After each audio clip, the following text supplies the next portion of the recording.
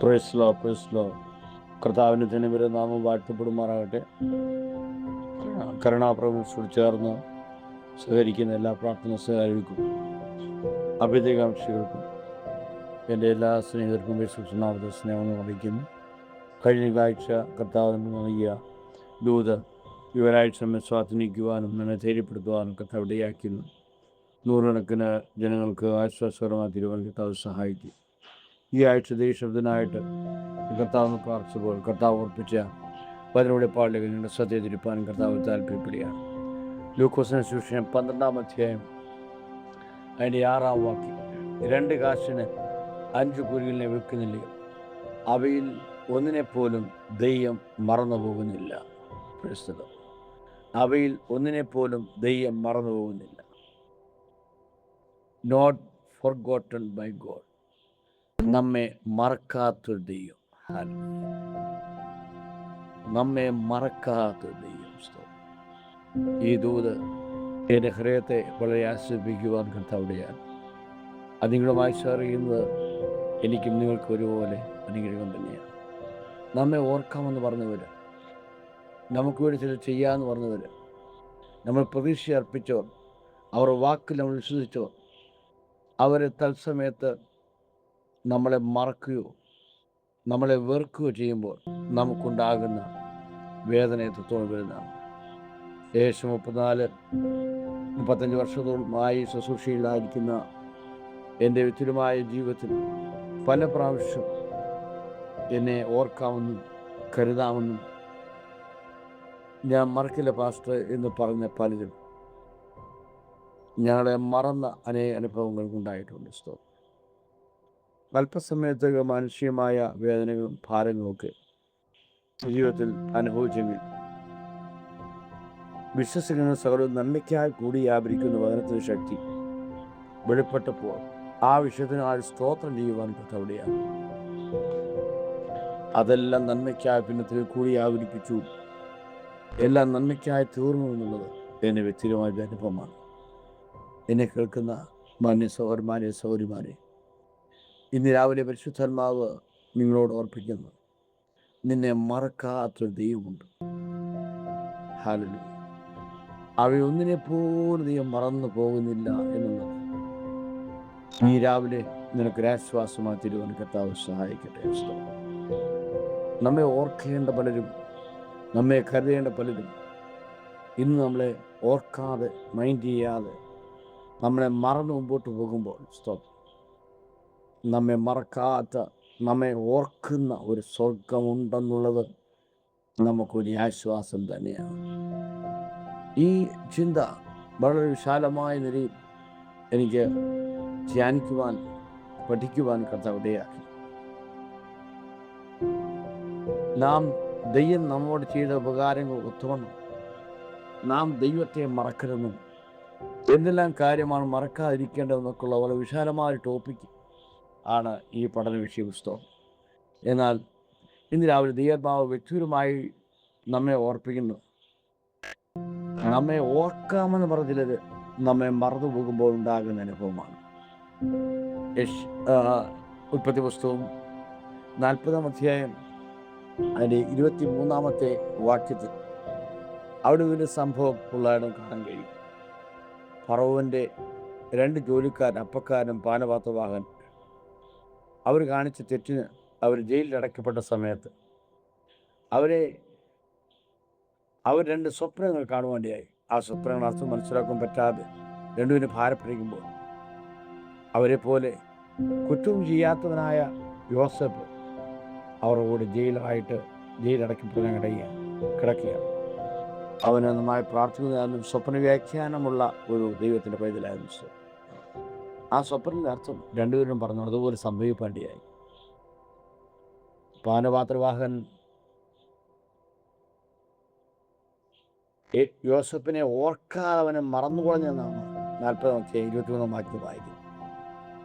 നീ എന്നെ ഒന്ന് ഓർക്കണമേ എന്ന്, ഞാനിവിടെ കിടന്ന് കഷ്ടപ്പെടുകയാണെന്ന് നിന്റെ ഫറവോനോട് നിന്ന് വസ്തു പറയണമേ എന്ന് പറഞ്ഞാണ് അവനെ വിട്ടത്. 40-14 കാണുന്നു. എന്നാൽ 40-23 വായിക്കുന്നു, എങ്കിലും പാനപാത്രവാഹകൻ പ്രമാണി യോസഫിനെ ഓർക്കാതെ അവനെ മറന്നു കളഞ്ഞു. നമ്മളെ ഓർക്കാതെ പലതും മറന്നു കളയുന്ന പ്രത്യേക അനുഭവം ഉണ്ടാകുമ്പോൾ നമുക്ക് വല്ലാത്ത വിഷമങ്ങളും ഭാരങ്ങളും ഉണ്ടാകാറുണ്ട്. എന്നാൽ നമ്മെ ഓർക്കുന്ന, നമ്മെ മറന്നു പോകാത്ത ദൈവം ഉണ്ടെന്നുള്ളത് ഓർത്ത് ഇന്ന് രാവിലെ നീ പല വിഷയങ്ങളും ജയം എടുക്കണം. നീ എന്ന് പറയുകയാണ്. 41 അധ്യായം 9 വാക്യം അവിടെ വായിക്കുമ്പോൾ ഇങ്ങനെ കാണുന്നു. അപ്പോൾ പാനപാത്രവാഹന്മാർ പ്രമാണി ഫറവോനോട് പറഞ്ഞത്, ഇന്ന് ഞാൻ എൻ്റെ കുറ്റം ഓർക്കുന്നു. ഞങ്ങൾ അവിടെ ജയിലിലായിരുന്ന സമയത്ത് ഞങ്ങൾ സ്വപ്നം കണ്ടു. ആ സ്വപ്ന അർത്ഥം പറഞ്ഞതനുസരിച്ചാണ് ഞാനിവിടെ ആയിരിക്കുന്നത്. അതുകൊണ്ട് രാജാവ് ഇനി വിഷമിക്കേണ്ട. സ്വപ്ന അർത്ഥം പറയുവാൻ പറ്റിയ ഒരാൾ ജയിലിൽ കിടപ്പുണ്ട് എന്ന് പറഞ്ഞപ്പോൾ 14 വാക്യം, ഉടനെ ഫറവോൻ ആളയച്ചു യോസേഫിനെ വിളിപ്പിച്ചു. അവർ അവനെ വേഗത്തിൽ കുണ്ടറയിൽ നിറക്കി. കുണ്ടറയിൽ ജയിലിൽ കിടക്കുന്ന പ്രാർത്ഥനാ മനുഷ്യനായ യോസഫ് അവനെ വേഗത്തിൽ കുണ്ടറ ഇറക്കി. അവനെ ക്ഷൗരം ചെയ്യിപ്പിച്ചു. അവനെ ഷേവ് ചെയ്തു, വസ്ത്രം മാറി ഫറവോന്റെ അടുക്കൽ കൊണ്ടുവരുവാനായിട്ടിടയായി. നിന്നെ ഓർക്കാൻ പറ്റേണ്ട വ്യക്തികൾ ഓർക്കാതെ വരുമ്പോൾ നിന്റെ കാര്യം ഓർപ്പിക്കുവാൻ ദൈവം ചില കരങ്ങൾ നീട്ടാൻ പോവുകയാണ്.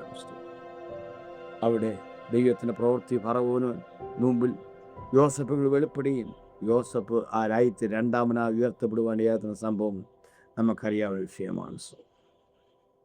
ചില നാളുകൾ, ചില ആഴ്ചകൾ, ചില മാസങ്ങളൊക്കെ നിന്റെ പ്രാർത്ഥന വിഷയം മറുപടിയില്ലാന്ന് ഭാരപ്പെട്ട് നീ ചിലപ്പോൾ സ്തോത്രം ഇതുപോലുള്ള കുണ്ട്ര പോലെ അനുഭവത്തിൽ കിടക്കേണ്ടി വന്നേക്കാം. എന്നാൽ അതിൻ്റെ മധ്യത്തിലും ഹല്ലേലൂയ പതറാതെ നിൽക്കുവാൻ ദൈവം ശാന്തമായി നമ്മോട് ആലോചന പറയുകയാണ്. ഹല്ലേലൂയ. നമ്മൾ രക്ഷാപ്രവണത്തിൽ വരുമ്പോൾ അവിടെ കാണുകയാകുന്ന 49 അധ്യായം 15 വാക്യം ഇങ്ങനെ വായിക്കുന്നു, ഒരു സ്ത്രീ തൻ്റെ കുഞ്ഞിനെ മറക്കുമോ? അവൾ മറന്നാലും ഞാൻ നിന്നെ മറക്കയില്ല എന്ന് കർത്താവ് പറയാണ്. അവൾ മറന്നാലും ഞാൻ, ഒരു അമ്മ പെറ്റതള്ള തൻ കുഞ്ഞിനെ മറക്കുമോ എന്നുള്ള ചോദ്യം വളരെ നാം ചിന്തിക്കേണ്ട വിഷയമാണ്. എന്നാൽ പെറ്റതള്ള മറന്നു പോകേണ്ട സാഹചര്യം വരാം.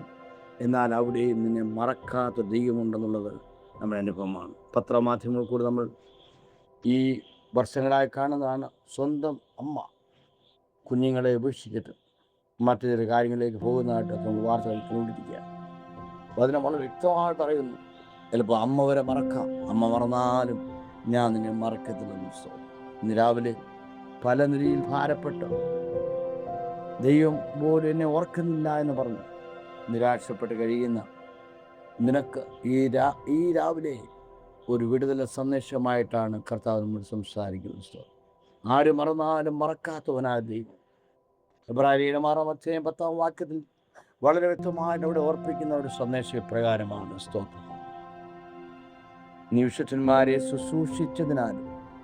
ശുശ്രൂഷിക്കുന്നതിനാലും തൻ്റെ നാമത്തോട് നീ കാണിച്ച സ്നേഹം മറന്നോടുവാൻ തക്കവണ്ണം ദൈവം അനീതിയുള്ളവനല്ല.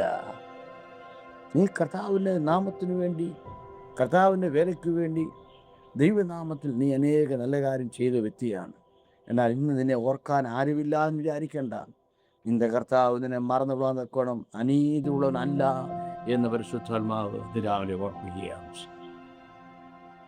എന്നെ കേൾക്കുന്ന മാന്യ സഹോദരാ സഹോദരി, ജീവിതത്തിൽ ഓർക്കേണ്ടവർ ഓർക്കാതെ, കരുതേണ്ടവർ കരുതാതെ, മാനിക്കേണ്ടവർ മാനിക്കാതെ, ദൈവം പോലും എന്നെ മറന്നു എന്ന് തോന്നുന്ന സാഹചര്യത്തിൽ നീ നിരാശപ്പെടുന്നെങ്കിൽ ഈ രാവിലെ ദൈവാത്മാവിൻ്റെ സന്ദേശം നിന്നോട് പറയുന്നു, ഞാൻ നിന്നെ ഒരു നാളും മറക്കുകയില്ല. നീ എനിക്ക് വേണ്ടി ചെയ്ത ഒരു കാര്യം മറന്നിടുന്നതൊക്കെ ഞാൻ അനീതിയുള്ളതല്ല. തക്ക സമയത്ത് നിന്റെ കുണ്ടറനെ വിടിയിപ്പാനക്കോണം ദൂതനെ അയക്കാൻ ദൈവമെന്ന് ദൈവത്തിൻ്റെ ആത്മാവ് രാവിലെ ഓർപ്പിക്കുകയാണ്. സാധാരണമായി ചിന്തിക്കുക, കർത്താവേ എന്നെ ആര് മറന്നാൽ നീ മറക്കത്തില്ല എന്നുള്ള ഈ നല്ല മുമ്പാകെ എന്നെ സമർപ്പിക്കുന്ന ഈ ദൂത് ഞാൻ ഏറ്റെടുക്കുന്നു. എൻ്റെ ജീവിതത്തിൽ ഒരു മാറ്റത്തിൻ്റെ കൊടുങ്കാറ്റ് ഈ രാവിലെ ഉണ്ടാകുവാൻ പോകുന്നതിനായി സ്തോത്രം ചെയ്യുന്നു.